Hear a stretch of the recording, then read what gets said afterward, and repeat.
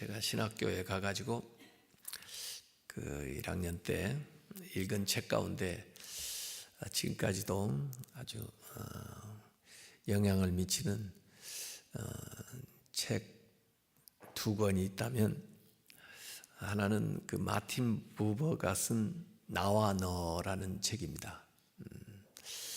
그 마틴 부버가 원래 그 유대인인데요. 나와 너라는 책하고, 또 에릭 프롬도 사실은 유태계죠. 근데 에릭 프롬이라는 사람이 쓴 소유냐 삶이냐라는 책인데, 그 두 책은 사실은 같은 내용이라고 볼 수가 있어요. 표현만 좀 다르게 표현했지, 인생을 살아가는 삶의 양태에 대한 두 가지의 그 태도를 얘기를 한 건데, 그 마틴 부버는 나와 너의 그 인격적인 그런 관계를 맺으면서 살아가는 인생이 있는가 하면, 나와 그것, 마치 그 사물을 대하듯이 나와 그것의 관계를 맺으면서 살아가는 인생이 있다. 근데 나와 그것의 관계를 맺고 살아가지 말고 나와 너의 인격적인 관계를 맺고 살아가라. 그게 이제 그 책의 사실은 그 요약이라고 볼까, 결론이에요. 그러면 하나님과 나와의 관계에 있어서도 나와 너의 관계를 맺는 인격적인 그런 신앙생활을 하는 사람이 있는가 하면, 심지어 신앙생활을 하면서도 하나님과의 관계를 나와 너가 아니라 나와 그것의 관계로 비인격적인, 하나님을 두려워하고 또는 하나님을 그냥 복을 주는 어떤 대상으로만 알고 이렇게 신앙생활을 하는 사람도 있다 하는 거죠. 그렇게 하지 말고 하나님과의 우선 아버지와 자녀의 인격적인 관계를 회복하고, 그러한 신앙생활을 하다 보면 그 안에서 모든 것들이 이루어진다. 뭐 그런 얘기예요. 다른 사람과의 관계, 또 자기의 아내와의 관계에 있어서도 나와 너의 인격적인 관계를 형성을 해야지, 나와 그것의 어떤 수단이나 소유나 이런 식의 관계를 갖게 되면 그 사람을 착취하거나 또는 어떤 소유할 대상으로 알아서 그 인격적으로 대하지 않는 이런 것들이 발생하기 때문에 나와 너의 관계를 형성해야 된다. 그런 얘기예요. 심지어 물질에 대해서도 물질이 그냥 소유물로만 알지 말고 그 물질을 뭔가 통해서 어떤 더 좋은 관계를 만들어 가는데 그 물질을 선용하는 그런 식으로 살아야 된다 하는 것이 그 마틴 부버의 나와 너라는 Ich und du라는 그런 책이죠. 근데 그 에릭 프롬도 똑같은 얘기예요. 똑같은 얘기인데 낱말만 바꾼 거예요. 그 사람은 소유냐 삶이냐 그랬어요. To be or to have. 이 소유, 지향적인 삶을 사는 사람이 있는가 하면 존재 지향적인 삶을 사는 사람이 있다. 근데 소유 지향적인 삶을 사는 사람은 아까 그 마틴 부버가 얘기한 대로 나와 그것의 관계로 이 모든 것을 사는 사람들이 소유 지향적인 삶을 사는 거죠. 관계 지향적인 삶을 사는 것, 아니 존재 지향적인 삶을 사는 사람들은 나와 너의 그 관계로 살아가는 사람이에요. 그래서 하나님에 대해서도 하나님을 내가 소유한다 그런 개념이 아니라 하나님과의 인격적인 존재로서의 그 관계를 맺으면서 살아. 배우자나 다른 사람과의 관계도 소유하려고 하지 말고 존재지향적인 삶을 살라. 물질에 대해서도 마찬가지. 특별히 이제 예수님의 그 마태복음 4장 시험 받은 사건을 그 에릭 프롬은 설명하면서 사탄은 자꾸 와서 예수님에게 유혹한 것은 소유지향의 삶을 살라. 물질도 소유하고 권력도 소유하고 명예도 소유하고 소유지향적인 길을 제시한 데 반해 예수님은 존재지향의 길을 걸으셨다. 그런 얘기를 했어요. 벌써 두 책을 다 읽으신 거예요. 안 읽어도 여러분 그것만 알면 다 아는 거예요.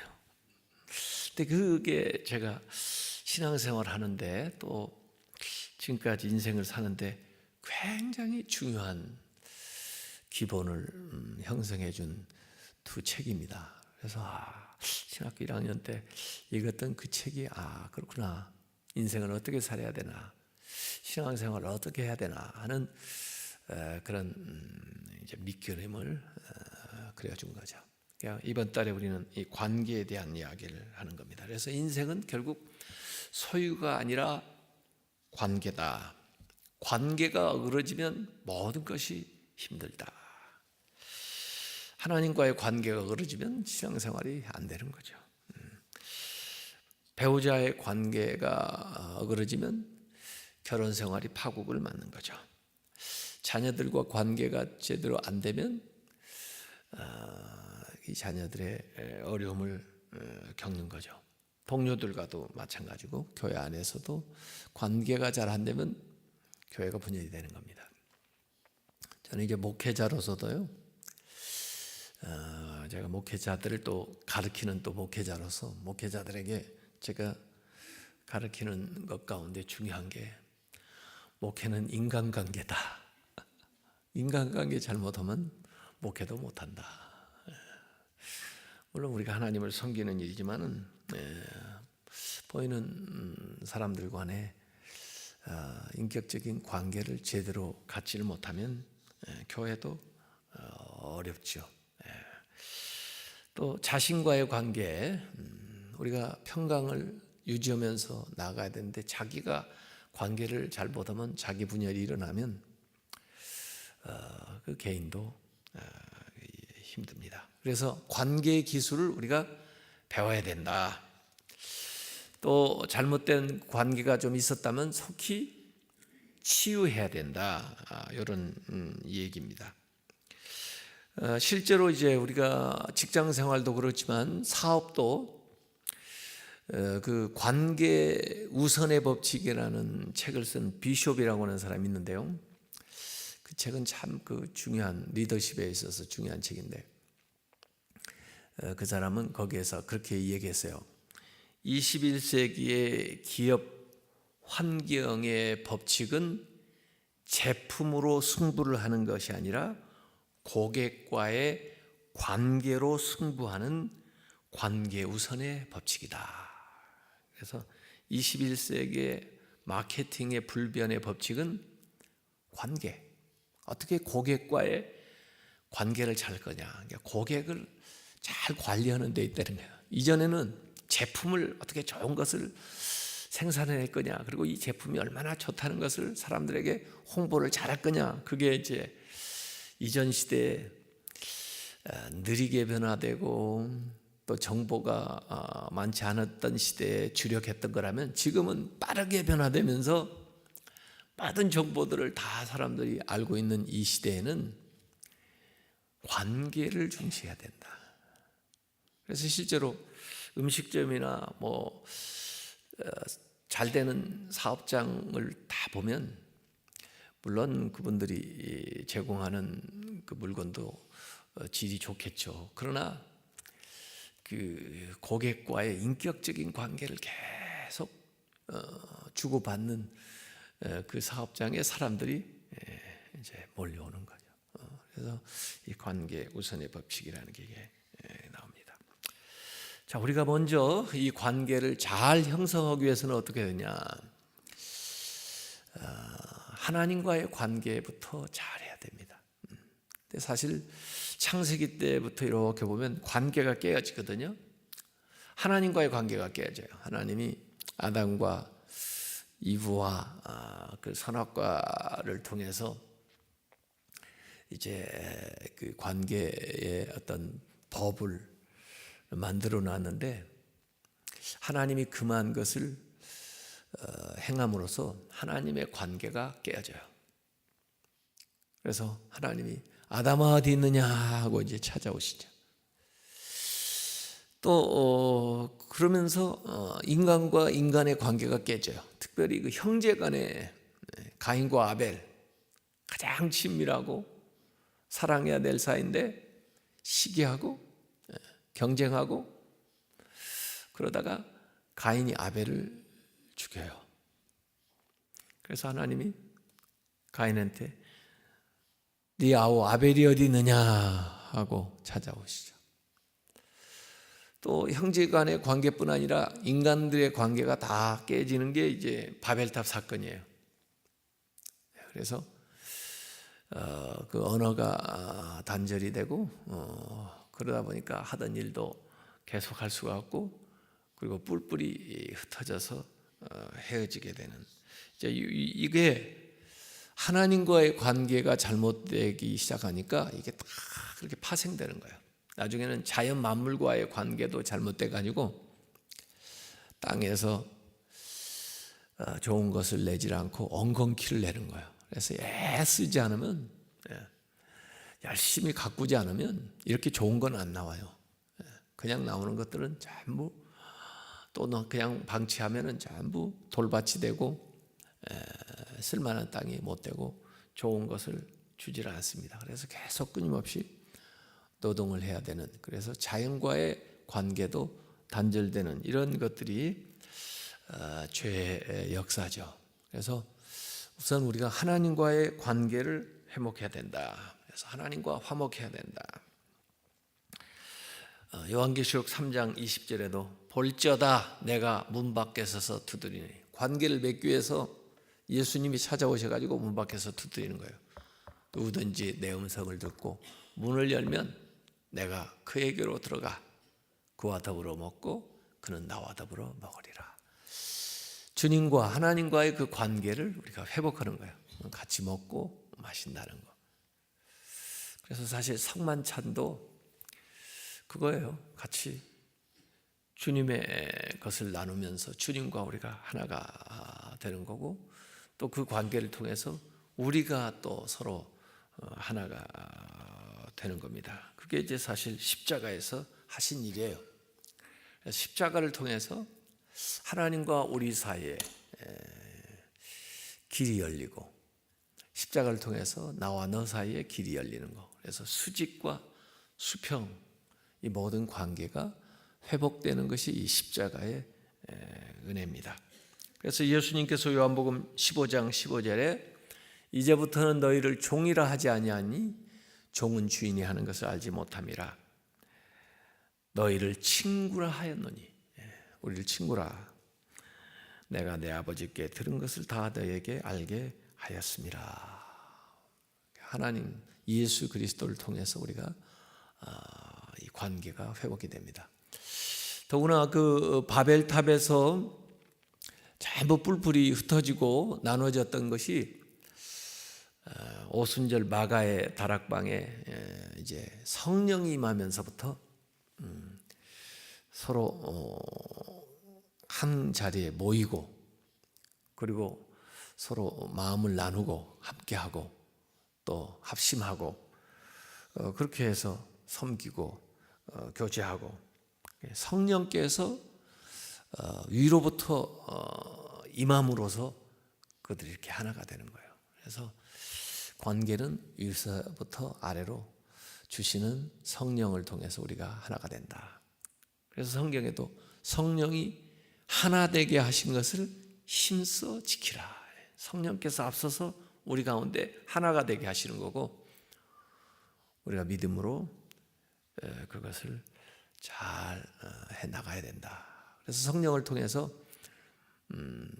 거리의 벽도 허물어지고요, 언어의 벽도 허물어지고요, 마음의 벽도 허물어지고요, 심지어 물질의 벽도 허물어져 가지고 같이 유무상통하고 또 한 자리에 같이 있으면서 하나님을 찬양하는 그런 그 사도행전의 역사가 일어나게 된 겁니다. 그래서 하나님과 먼저 통하시길 바랍니다. 하나님을 통해서 모든 것들이 가능한 겁니다. 그리고 이제 우리 간에 그 성령님을 통해서 교제가 회복돼야 되는데 저는 이걸 영적 친교라고 해요. Spiritual Fellowship. 그냥 펠로십, 교제도 참 중요한데 영적으로 나눌 수 있으면 우리의 교제는 더 깊어집니다. 근데 이 영적 교제를 통해서 서로가 은혜를 받고 서로가 변화가 되고 서로가 힘을 얻어요. 그것을 가장 좋은 모델이 저는 엘리자벳과 그 마리아. 엘리자벳은 누구예요? 그 샤가리아의 아내이면서 제사장의 부인, 좀 연세가 많으신 분인데 연로하셔가지고 정말 기적적으로 아이를 갖게 됐는데 임신한 그 아이가 세례요한이죠. 그 임신한 지 6개월 후에 그 가브리엘이 마리아한테도 찾아가서 수태고지를 하잖아요. 처음에는 어떻게 그런 일이 있을 수 있습니까? 그런데 이 엘리자벳 얘기를 해줘요.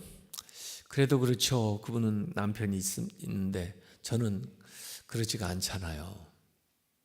네, 하나님 말씀은 능치 못함이 없느니라 해서 아멘 하기로 했는데 이 마리아가 누가 나를 믿어줄까? 누구한테 가서 이 얘기를 하면은 이해를 할까? 자기는 천사한테 직접 들었지만은 이걸 누구하고 상의를 해요? 자기 부모한테 상의를 해요? 요셉한테 가서 얘기를 해요? 이 마리아가 생각한 사람이 엘리자벳이에요. 그 엘리자벳은 예루살렘 가까운 곳에 있고 이 마리아는 나사렛에 있었거든요. 이 나사렛에서 엘리자벳이 있는 그 엔케렘까지 가려면 한 80-90km 돼요. 산길이에요, 전부. 그래서 갈릴리를 따라 쫙 내려와가지고 여리고에서 예루살렘으로 쫙 올라가가지고 그리고 엔케림으로 또 한 7-8km 예루살렘에서 가야 되는데 그 먼 길을 찾아갑니다. 찾아가면서도 엘리자벳이 과연 내가 천사 만났다고 하면 믿어줄까? 내가 성령으로 잉태했다면 그걸 믿어줄까? 그렇게 아마 생각하면서 갔을 텐데 딱 들어가자마자 말하기도 전에 엘리사벳이 딱 알아보고 하나님께 복받은 여자야. 네 태중에 있는 아이도 복을 받았다. 깜짝 놀라잖아요. 근데 네가 문안하는 소리 들릴 때 내 안에 있는 이 태중에 있는 아이가 뛰놀았다. 그러면서 그 위로해주고 축복해주고.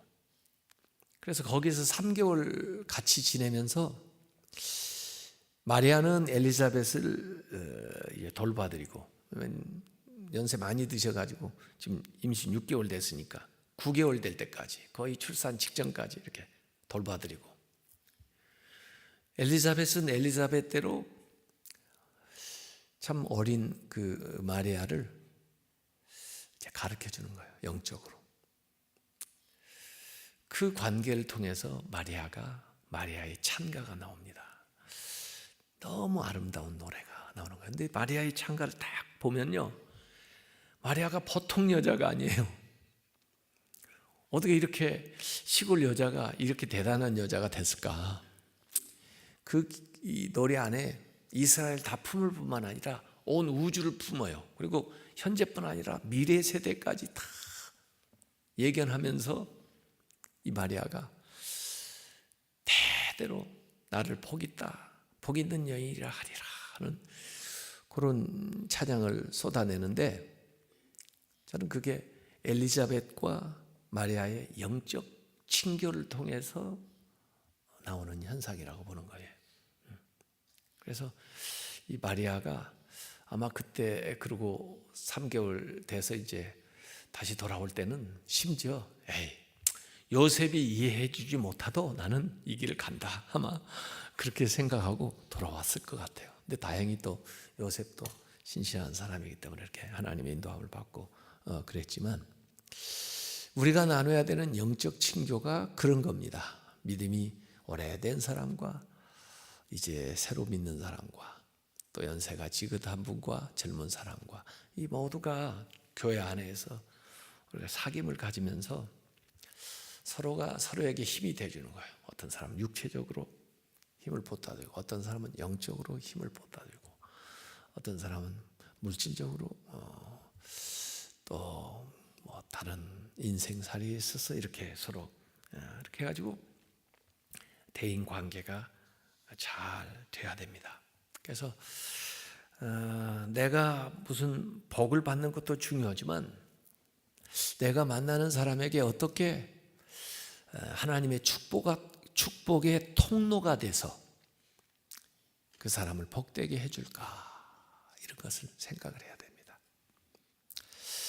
저는 개인적으로 사람을 만나거나 제가 목회를 하면서 목표하는 게 있어요.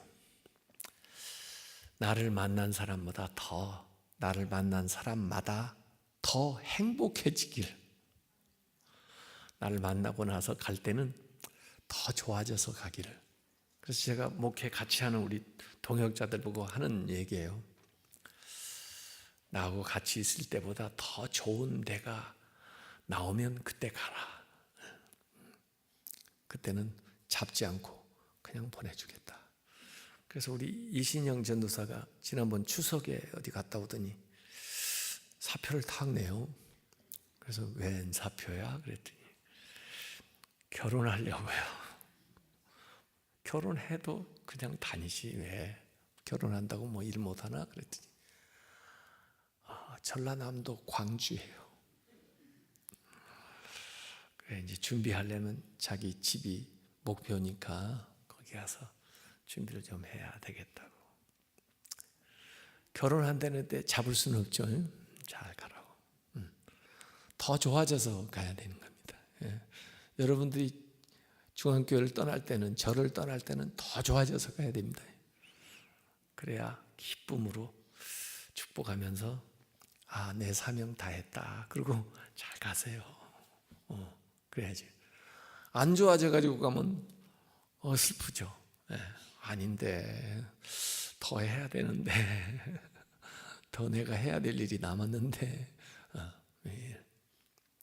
그래서 다른 사람들을 좀 축복해 주는 그런 삶을 살았으면 좋겠어요. 그래서 내와 만난 사람들이 나 때문에 더 성공하고 더 행복해지고 더 자기 안에 있는 가능성들이 개발되고 더 위대한 삶을 꿈꾸면서 나아갔으면 좋겠다.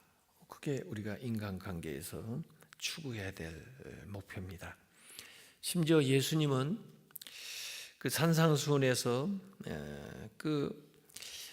마태복음 5장 23절 24절에 보면, 예물을 제단에 드리려다가 거기서 형제에게 원망들을 만한 일이 생각나면 예물을 제단 앞에 두고 먼저 가서 형제와 화목하고 그 후에 와서 예물 드리라 그랬거든요.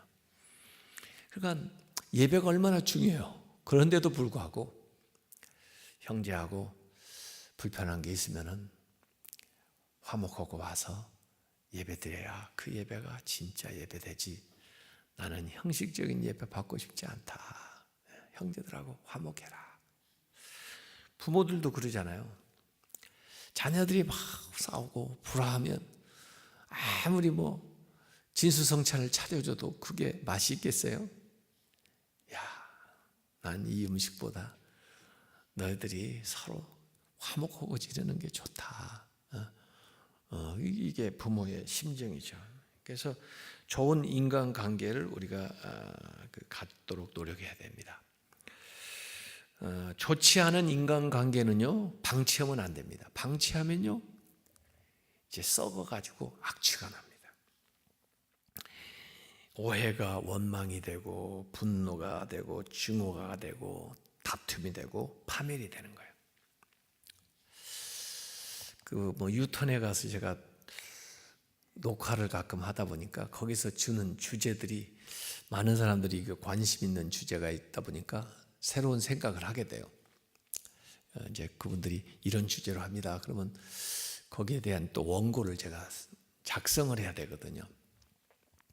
근데 자녀를 이 사랑의 매로 이렇게 잘 훈육을 해야 되는데 그러지 않아 가지고 어려운 경우가 있나요? 근데 다윗이요,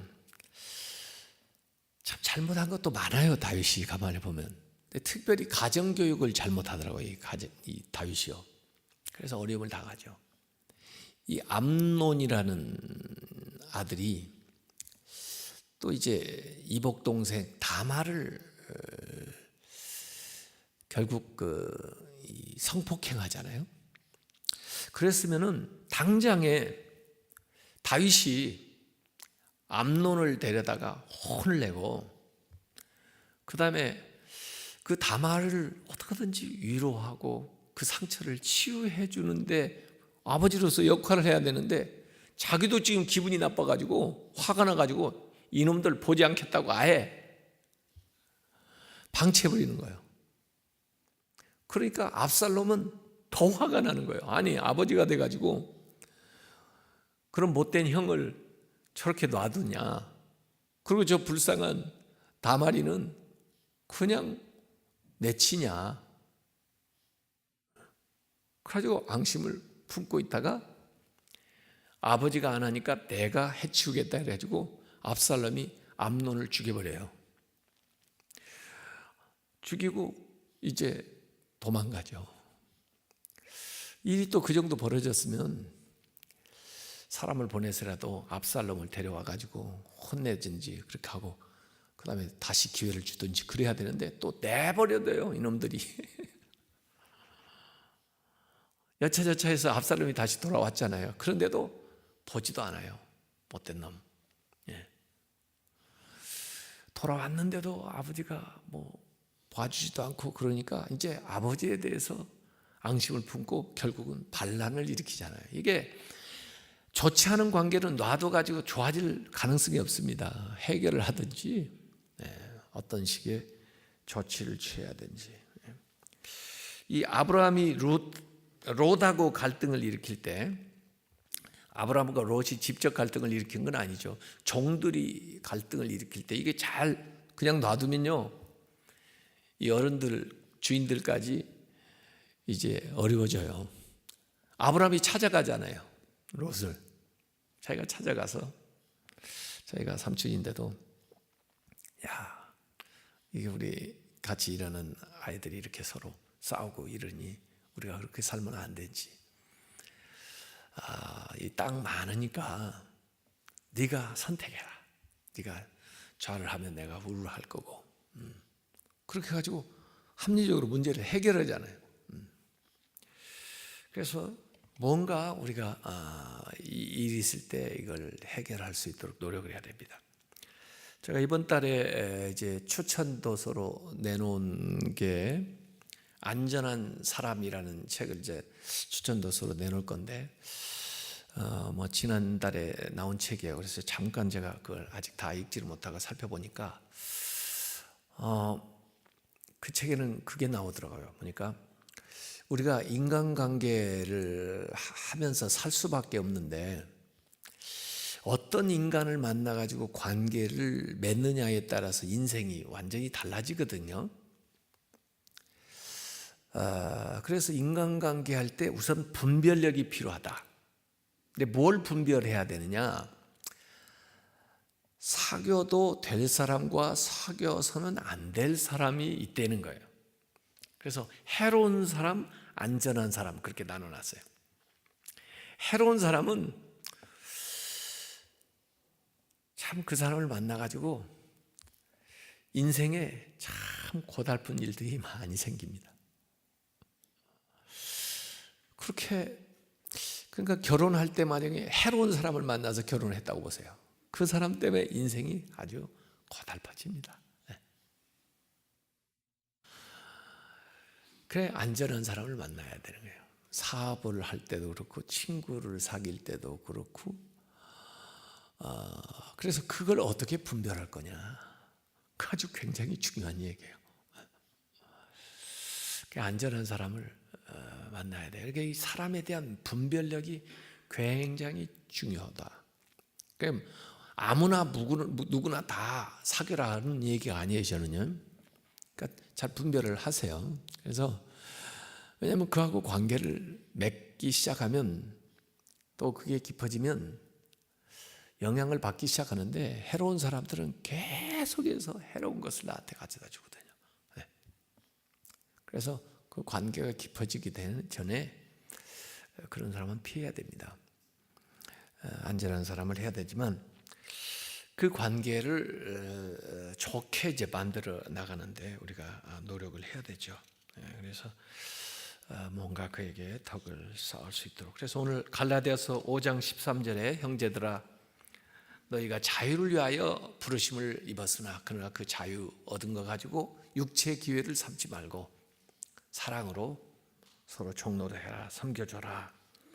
로마서 12장 18절에도 할 수 있거든 너희로서는 모든 사람과 더불어 화목하라, 서로 용서하라, 이런 말씀이 나오고요. 그래서 하나님과의 관계를 통해서 이웃과의 관계도 잘 하셔야 되고, 그 다음에 자신과의 관계도 잘 해야 된다. 너희 이웃을 네 몸과 같이 사랑하라 그랬잖아요. 자기를 사랑하지 못하면 어떻게 다른 사람을 사랑하겠어요? 그래서 자기와의 관계도 잘 해야 되는데, 자기와의 관계가 뭐냐? 어떤 사람들은 굉장히 열등의식을 가지고 있는 사람이 있어요. 또 과거에 잘못한 것 때문에 죄책감을 가지고 사는 사람이 있어요. 계속 후회하면서. 또 있지도 않을 일들을 미리 생각해가지고 근심하고 염려하면서 두려우면서 그렇게 스트레스를 계속 스스로 만들어가면서 사는 사람들이 있어요. 그건 자신과의 관계가 원활하지 못한 거예요. 이런 사람들에게 좋은 치료는 뭐냐면 긍정적인 자화상을 가져야 되는데, 하나님이 나를 어떻게 보실까 한번 생각을 해보세요.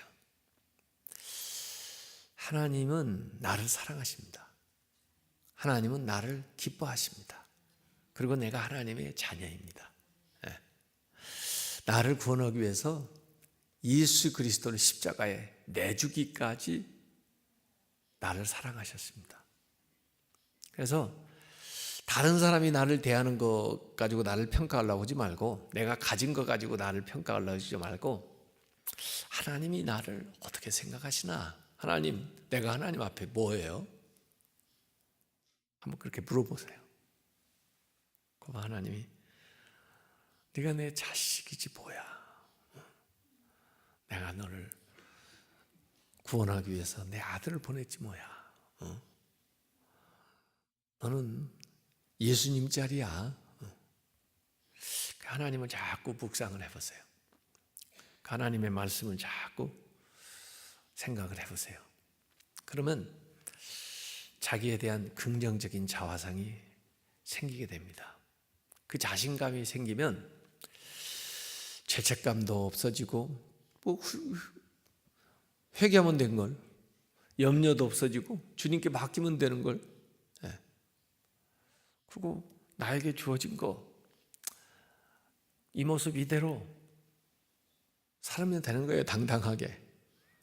그렇게 살다 보면 능력이 나타납니다. 잘 돼요. 할 수 있는 힘이 생기게 됩니다. 그래서 즐겁게 그렇게 살다 보면 자기와의 그 관계가 원활해지면은요, 아주 당당하게 모든 사람과의 관계도 잘 될 수가 있습니다. 그리고 이 물질, 사업 이런 것들도 하나님이 나에게 주신 이제 귀한 축복이니까 그것을 정말 하나님의 영광을 위해서 또 다른 사람들을 위해서 활용할 수 있는 것으로 우리가 자꾸 쓰다 보면 물질에 대해서도 자유함을 얻게 되고 형통하게 됩니다. 이번 달 우리에게 주어진 모든 관계, 하나님으로부터 시작해서 이웃 그리고 나 자신 그리고 물질과의 그 관계에도 다 형통하는 그런 복된 달이 되시길 주님의 이름으로 축원합니다.